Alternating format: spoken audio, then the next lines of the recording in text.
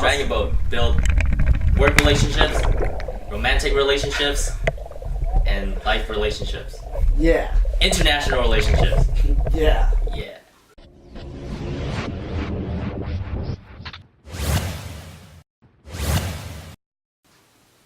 Alright, this week we have Tek Li here with us. He's been paddling for a long time, paddling since high school. He's an adult now with lots of muscles and everything. He heard that Luke Castro might be taking his place as Talos Cruz's cover boy. So he decided to show up this episode and, take his spot. Reclaim my spot. So tell us a little about yourself. Before we get started, I'm Brian. This is Xiao. We're your hosts. Yeah, that's us. But yeah, tell us a little about who you are, what you do. Yeah, so I started dragon boating back in high school.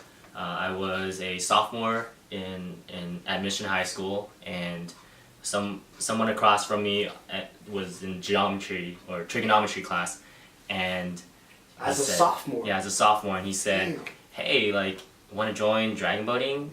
I'm like, "What's that?" "Well, it's part of the Chinese club, and you're Chinese." "Oh, okay, sure, why not?"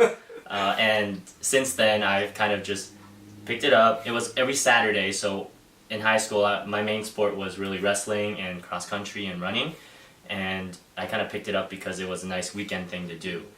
At the time, I was balancing Chinese school. I don't know if you guys went to that, but I did. You didn't? I did. Oh yeah, I did. That's why I still. Oh damn! You? That's why Chinese is probably the worst too. Yeah. But so it was something nice to do, and I kind of enjoyed it. And after graduating from high school, dragon boating was kind of what stuck with me throughout college, and then even after graduating from college, it's kind of stuck with me now. Yeah, because you were saying you were wrestling and track? Wrestling and track and cross country. They were all different seasons. Right. So I kind of did a sport the whole year, but I really focused on wrestling and considered the other sports kind of my cross training. Is it true that in wrestling, people water polo? What are you trying to say? What are you trying to say, Ryan? What are you saying? What's this? What is that? Wrestling's where all the marbles are at. Yeah, wrestling is a tough sport, and that's where I got my ears from, but it was fun for when I was doing it in high school. I tried it at Stanford, and it was really, really intense. I did it for 1 year, but then stuck with dragon boating throughout, and so. Yeah. Were you a walk-on at Stanford, or they? Yeah, I was a walk-on. Yeah. That's so cool, dude. Yeah. Freshman year, I wanted to do it because I was like, man, I wrestled in high school. I should at least try it out, but I chickened out. Freshman year. Were you guys D1 or? Yeah. D1 athlete. First D1 athlete. And in terms of my profession, I actually found my job teaching. I actually found my job through dragon boating. You wouldn't believe it, but when I was coaching Stanford, my junior year, there was one practice where at PAYR the tides were too low, and so we had to find a different location to practice. And we said, "Hey, there's this place, Oyster Point. Why don't we ask them if we could practice with them? And it would just be one off, and it's closer than Lake Merced, so let's just go there." And we did. And what ended up happening was that we decided to have Oyster Point coaches coach half Stanford, half Oyster Point boat, and I coached the other Stanford half and Oyster Point boat. So after the coaching, it was just another day of practice. I'm coaching, I'm, teaching certain technique, doing whatever I do as a coach. And then as we were leaving and heading out, I just kind of said, "Hey, I'll see you guys later. Hope you guys see you guys again," thinking it's probably never gonna happen, And then one of the paddlers came up to me and said, "Hey, you were really great. You were really awesome. You really broke things down for us. So what do you do?" And then I said, "Well, I'm still going to school. I'm looking to be a teacher." He said, "Oh, a teacher? Really? What level?" "Oh, elementary school teacher." "Oh, really? Do you speak any other languages?" "Yeah, I speak Chinese. I speak Mandarin and Cantonese."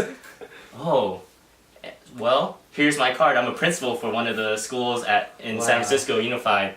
And so at that time, I was really looking for a job to be in San Francisco because that's where I grew up. And so it really worked out that way. Wow. And so, yeah, through dragon boating, he was able to see kind of how I broke things down and was like, "Yeah, I'm pretty sure as a teacher, you also, try to break things down so that it's in bite-sized pieces for the students, and you're very patient with people who, like me, my principal was like, yeah, my technique's like this, and you didn't, make me feel bad or anything. You just kind of worked with me to try to get the technique right. And so with that, I ended up with the job. I teach kindergarten, first grade at the Chinese Education Center. So what type of places have you seen, with all those connections? Like, you kind of mentioned things about East Coast, Canada, right?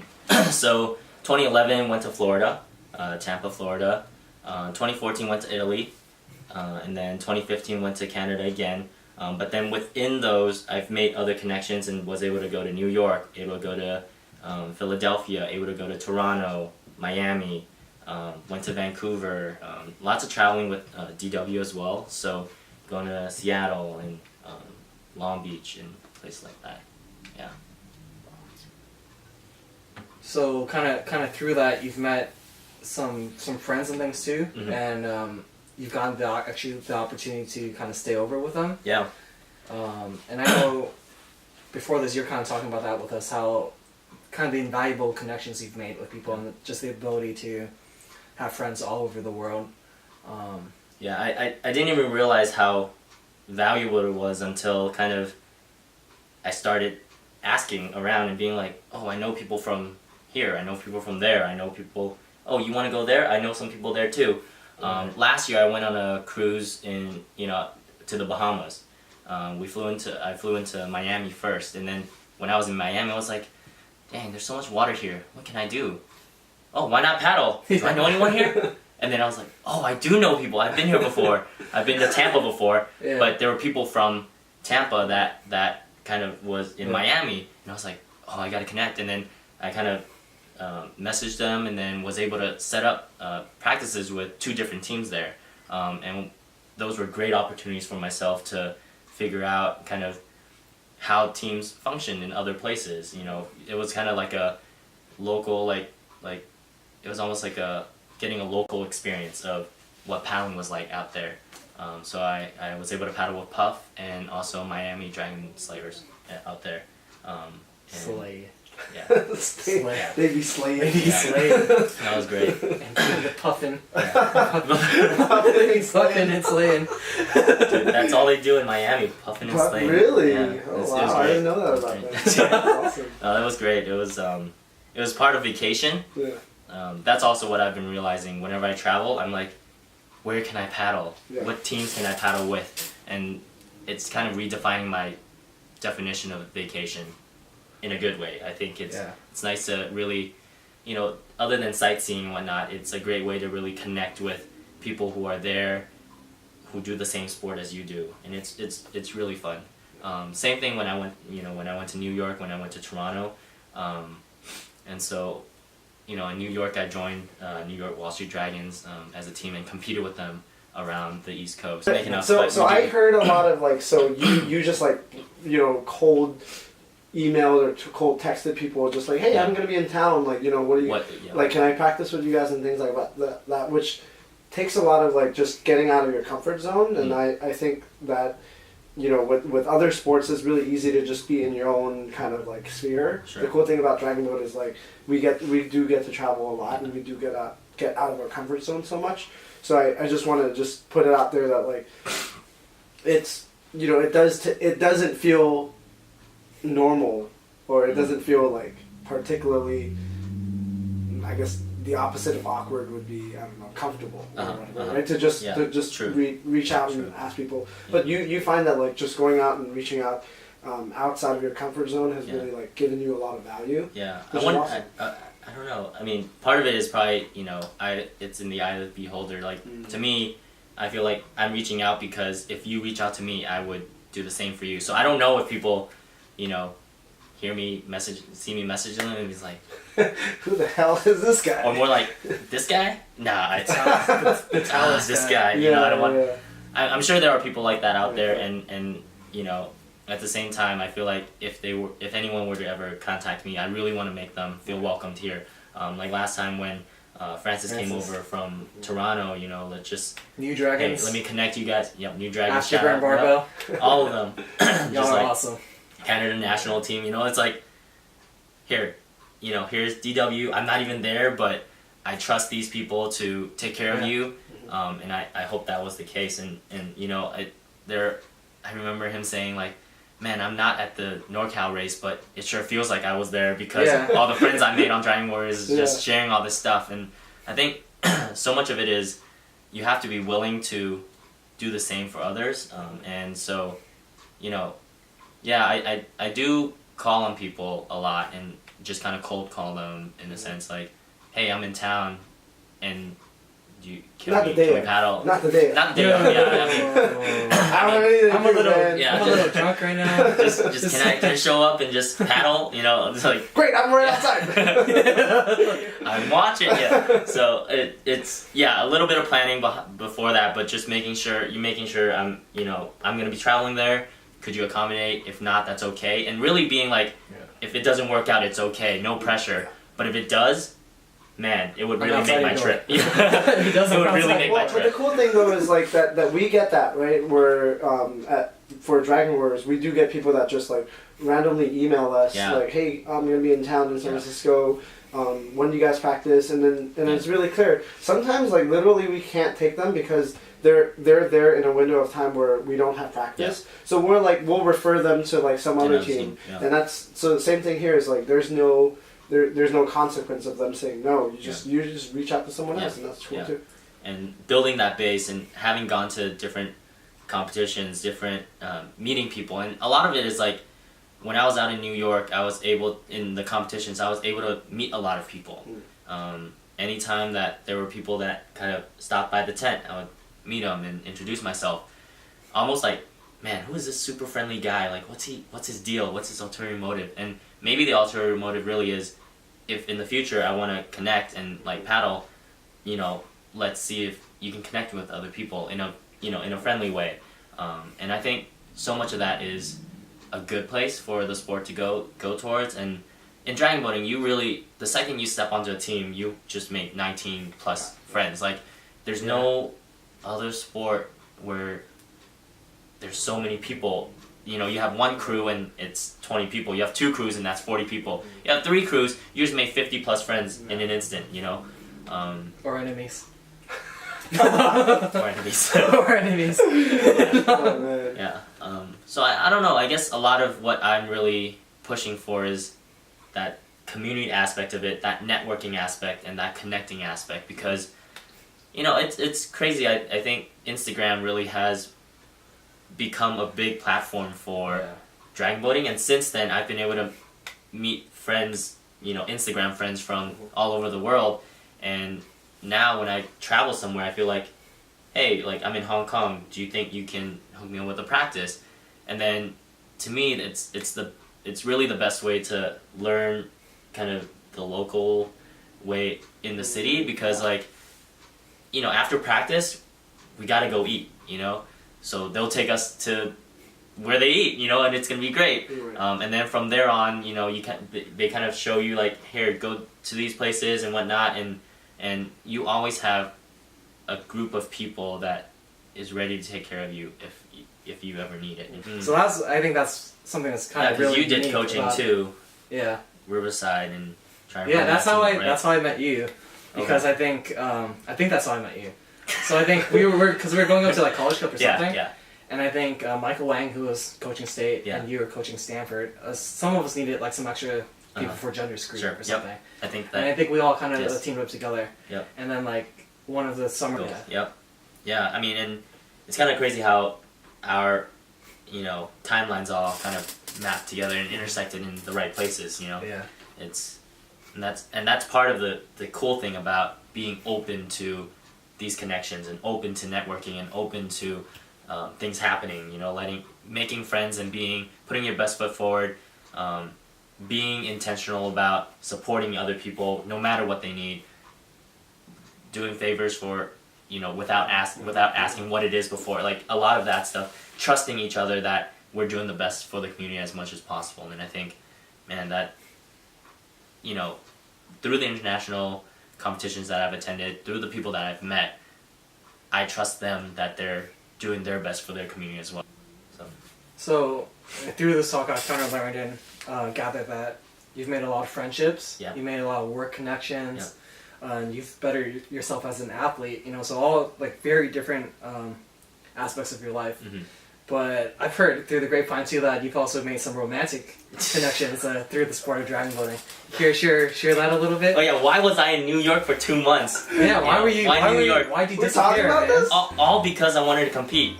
Of Because course. I didn't compete. Yeah. Why else would I want to be there? Yeah. So so I met my girlfriend Ari through dragon boating. Last year for the TI race.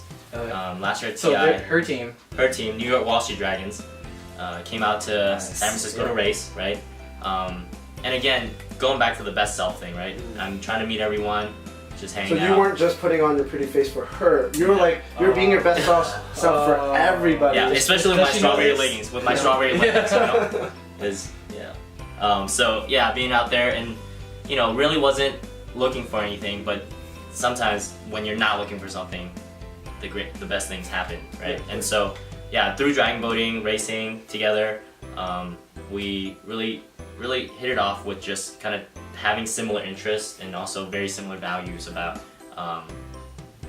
essentially like being positive people, being optimistic people, being problem solvers, and things like that, where in a sense she was putting on her best self and I felt like Her breast self? her best self. The past 2 weeks or no? Just kidding, Ari.